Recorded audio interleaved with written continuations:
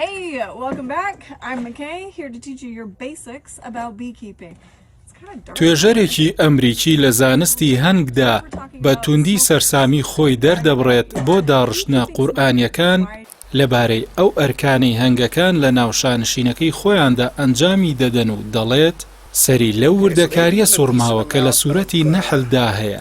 مکای ئۆرتن ژنە توێژەرێکی ئەمریکی لە ویلایەتی کالیفۆرنیا گرنگی بە زانستی هەنگ و هەنگناسی و بەرهەمەکانی هەنگ و هەنگوین دەدات. ماوەی 10 ساڵیشە لە ڕێگەی ئینستاگرامەکەی خۆیەوە ناوەڕۆکی بەسوود لەبارەی ئەو زانستەوە بڵاو دەکاتەوە. ئۆرتن لە نوێترین پۆستی خۆیدا لە ئینستاگرام کۆپیەکی وەرگێڕدراوی قورئانی پیرۆزی بەدەستەوە گرتووە و سوورەتی نەحل دەخوێنێتەوە و دەڵێت بیست بووم سوورەتێک لە قورئاندا هەیە لەبارەی هەنگەوە. حەزم کرد بە دوواداچوون بکەم و ئەمەیە کە دۆزیمەوە. سوورەتی ژمارە 16 و ناوی هەنگە. قورئان زۆر ڕێزی لە هەنگ گرتووە. بە جۆرێک کوشتنی هەنگی بە تاوان داناوە.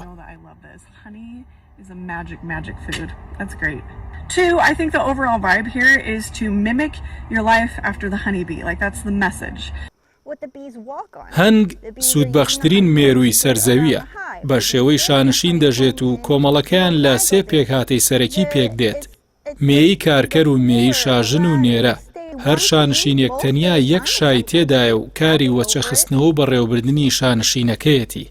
ئەوەش کە کار دەکات هەنگەمەیەیە کە پێشیان دەوترێت پاڵە.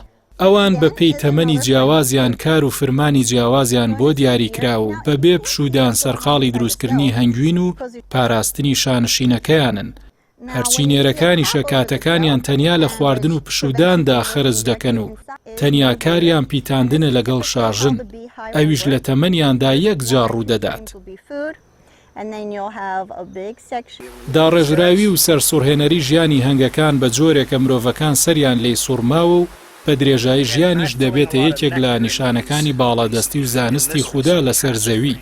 ئەو توێژەرە ئەمریکیە ناموسڵمانی زانستی هەنگ دەڵێت کاتێک قورئان نووسراوە هیچ زانستێک لەبارەی هەنگەوە نەبووە و نەزاندراوە هەنگی کارکەر مێیە.